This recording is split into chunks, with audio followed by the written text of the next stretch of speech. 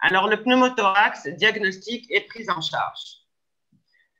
Alors, c'est quoi le pneumothorax? C'est tout simplement présence d'air dans l'espace pleural avec pour conséquence, voilà, je vais te mettre ça de côté, hop. Présence d'air dans l'espace pleural avec pour conséquence un collapsus pulmonaire. Il y a le pneumothorax spontané, primitif, ou bien le pneumothorax secondaire, secondaire à une pathologie pulmonaire sous-jacente, comme par exemple la staphylococcie pleuropulmonaire, ou bien le pneumothorax traumatique dans l'accident de la voie publique, ou iatrogénique, par exemple chez les bébés qui sont les enfants qui sont ventilés. Alors, c'est une urgence diagnostique avec recherche de signes de mauvaise tolérance et c'est une urgence thérapeutique. Il faut bien sûr évacuer rapidement l'air pleural. Alors, le diagnostic, il est suspecté devant une cyanose, une dyspnée, un emphysème sous-cutané, lorsqu'il s'agit d'un syndrome obstructif, ou bien une douleur thoracique, notamment chez le grand enfant. À l'examen clinique, on peut trouver un bombement de l'hémithérathorax, une asymétrie auscultatoire, et avec un déplacement des bruits du cœur, ou bien un tympanisme. Circonstance non exceptionnelle, c'est la présence d'un état de choc obstructif. C'est un choc obstructif par pneumothorax avec une hypotension artérielle. Il faut savoir que toute aggravation respiratoire avec hypoxie chez un enfant en détresse respiratoire, qu'il soit ventilé ou pas, doit faire rechercher un pneumothorax. Alors, voici un nourrisson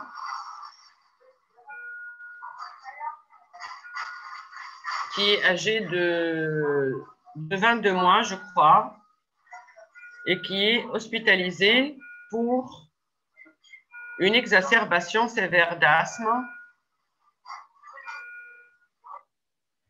avec à la radiographie, vous allez voir tout à l'heure, donc c'est l'examen de référence avec à l'échographie, voilà sa radio, un pneumothorax droit.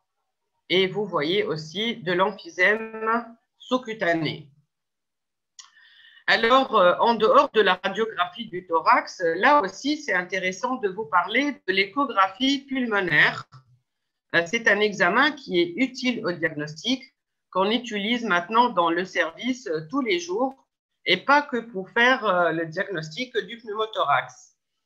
Donc, l'écho pulmonaire, c'est un examen qui est non invasif, qui est reproductible au lit du patient et qui permet de faire le diagnostic en quelques secondes. Donc, voici le positionnement de la sonde. Le patient, il est en décubitus dorsal.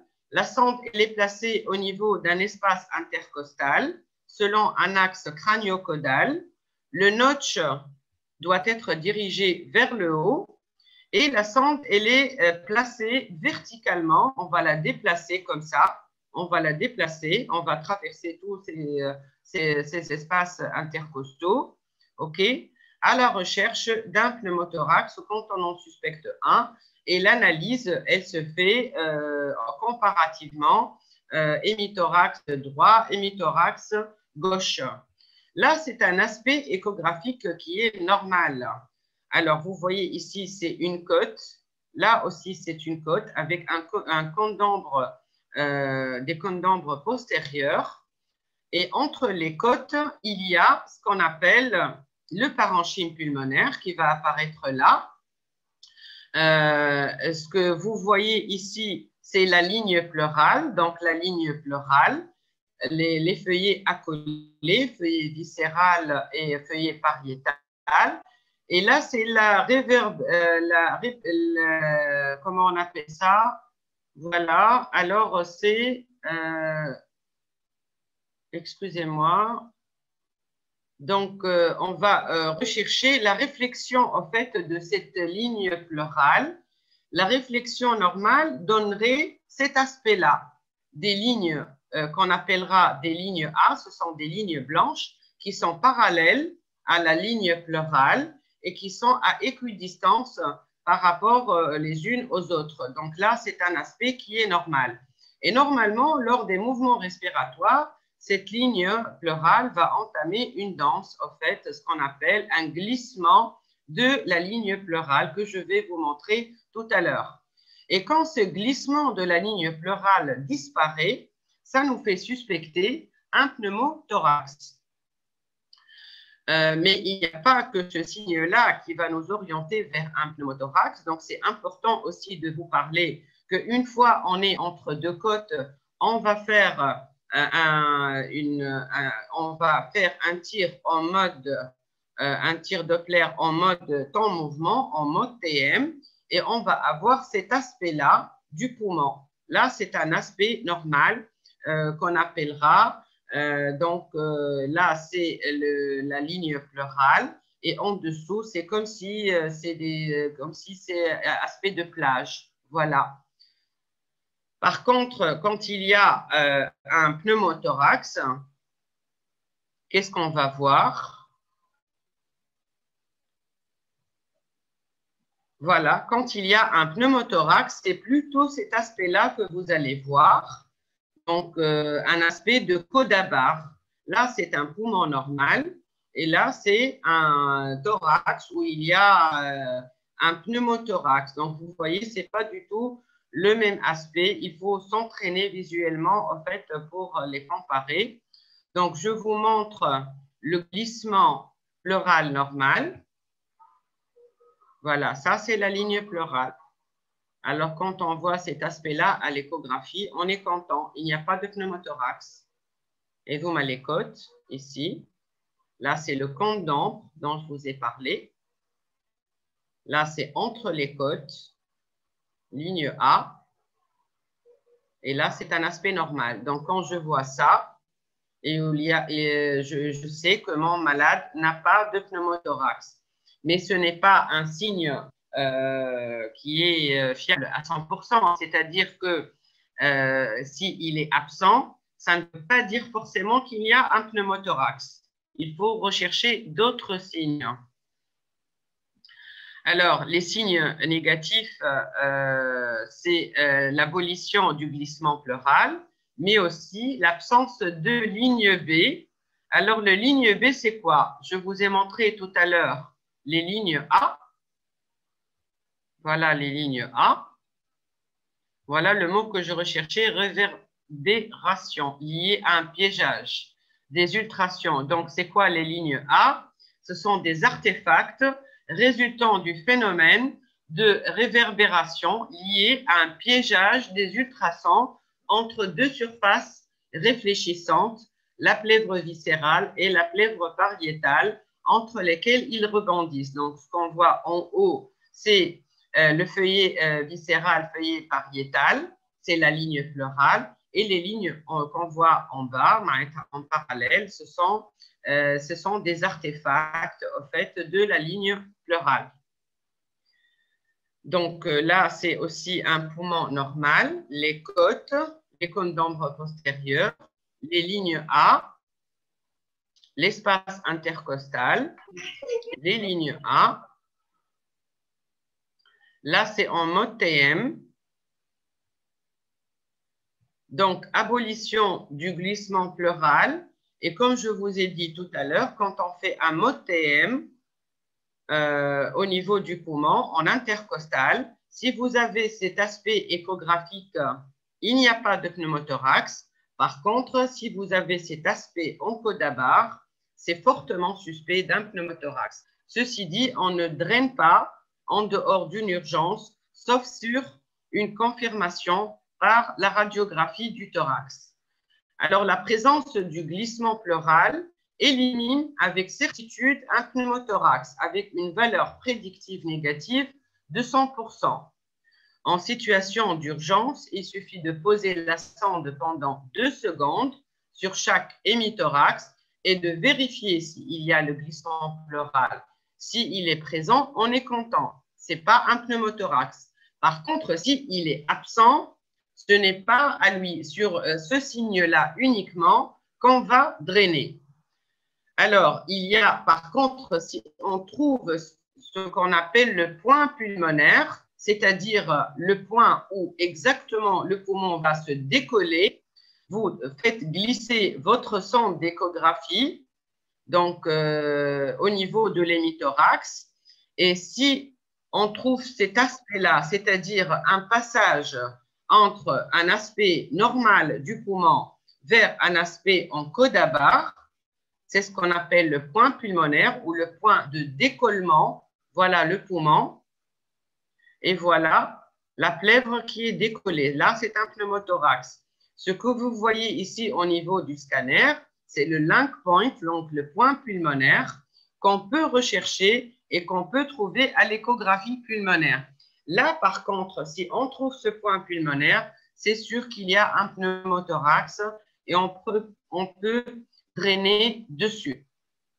Alors maintenant, pour le drainage, si vous avez eu à faire des drainages, vous savez qu'il y a plusieurs tailles de drain thoracique, qu'il faut un pleurévac. Et lorsque le pneumothorax est compressif et que vous n'êtes pas dans un service de réanimation, vous pouvez commencer d'abord par faire une exsufflation. Mais cette exsufflation, c'est un geste de sauvetage. Il n'est pas synonyme de drainage pleural. Il a pour objectif de supprimer cette hyperpression intrathoracique, mais par contre, ça ne ramène pas la pression pleurale à la pression atmosphérique et la plèvre va rester décollée. Et c'est pour ça que dans les pneumothorax compressifs, il faut absolument faire un drainage thoracique. Concernant la technique de exsufflation, elle se fait par voie antérieure. On va repérer la ligne médioclaviculaire au niveau du deuxième ou troisième espace intercostal et on va mettre notre trocar qui est, introduit doucement tout en tirant sur la seringue. Et dès que vous avez l'air, vous arrêtez d'introduire votre trocar et vous commencez à retirer l'air. Idéalement, on met bien sûr un robinet entre l'aiguille et la seringue pour pouvoir vider l'air. Donc, le drainage sera secondairement mis. Alors, pour le drainage thoracique qui nécessitera un peu plus de temps, il faut le faire bien sûr stérilement. Il faut préparer le matériel de drainage, bien choisir notre drain, les champs stériles, le pleurévac, les compresses, la bétadine, bistouri, fil de suture, source vide, de quoi sédater l'enfant, une sédation analgésie. Le positionnement du patient, le patient est toujours en décubitus dorsal. Vérifier le repère du drainage. Cette fois, ce ne sont pas les mêmes repères, c'est la ligne médio-axillaire en regard du mamelon. Donc, on remplit la chambre de bullage avec de l'OBD. On remplit aussi la chambre d'aspiration. Donc, ça, c'est un pleurévac. Voilà. Maintenant, notre pleurévac, il est rempli à moins 20 cm d'eau. La chambre de bullage également. On n'a pas dépassé ce trait-là. Et par la suite, voilà le drainage thoracique.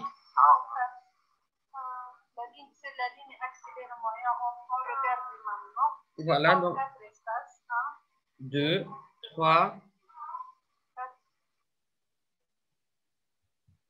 Voilà, on repère le quatrième espace intercostal. Et par la suite,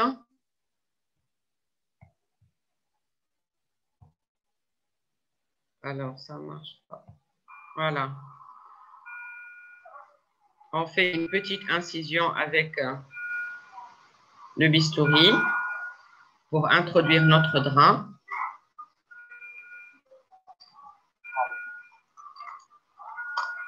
Voilà. D'ailleurs, nous-mêmes, on a senti, je pense que vous avez pu écouter.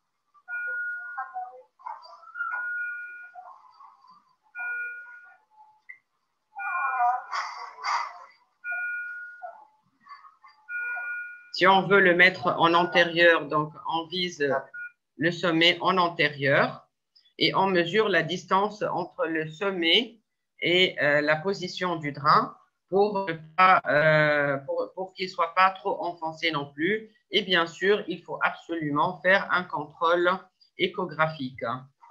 Voilà. Et dès que notre drain est mis, il y a un bullage continu au niveau de la chambre de bullage et l'air est extrait de la cavité pleurale.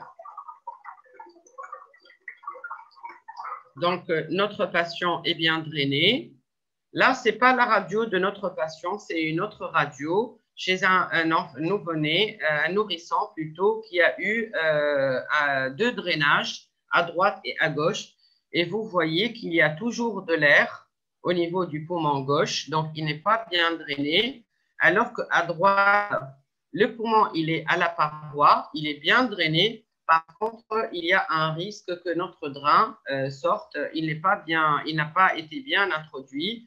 Heureusement qu'il est bien fixé à l'extérieur, mais il y a un risque de retrait. Alors, un drain doit être systématiquement contrôlé par radiographie du thorax. Il faut surveiller le bullage. Est-ce qu'il est continu ou est-ce qu'il est intermittent? Et quand il n'y a plus de bullage, on fait une épreuve de clampage. On va clamper notre drain et on va faire une radiographie du thorax 6 heures plus tard. Si le poumon est à la paroi, on peut dans ce cas enlever le drain et on va faire aussi une radio de contrôle après ablation du drain. Bien sûr, il faut veiller quand on retire le drain à ne pas faire introduire de l'air de nouveau et il faut mettre un pansement compressif sur l'orifice du drain. Donc, un pneumothorax avec des signes de mauvaise tolérance doit être drainé d'urgence. L'échographie pulmonaire, au fait, je n'ai pas voulu trop m'attarder cette fois parce qu'on a parlé beaucoup d'écho-cœur. Donc, l'écho pulmonaire, en fait, elle a transformé aussi la prise en charge en réanimation. Hein. Maintenant, quand on suspecte un pneumothorax, on n'attend pas forcément que la technicienne de radio vienne au service, fasse la radio, que la radio soit développée, que l'ouvrière ramène la radio. Maintenant, devant un bébé qui est hypoxique, on pose la sonde d'échographie et on recherche des signes qui sont en faveur ou contre. C'est-à-dire que si on trouve un glissement pleural des deux côtés et un peu partout, on est rassuré, ça permet d'éliminer le pneumothorax et on recherchera une autre cause de l'hypoxie.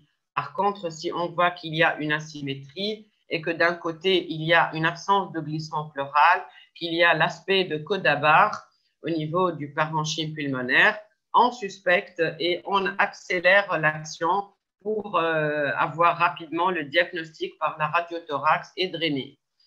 Alors, la durée optimale du drainage en aspiration continue n'est pas connue, bien entendu. Hein. Il y a des drainages qui nécessitent parfois plusieurs jours. Il y a des drains, après leur ablation, on est obligé de remettre d'autres drains. Et parfois, on a recours à la TDM thoracique pour comprendre un peu plus ce qui se passe. Et je vous remercie.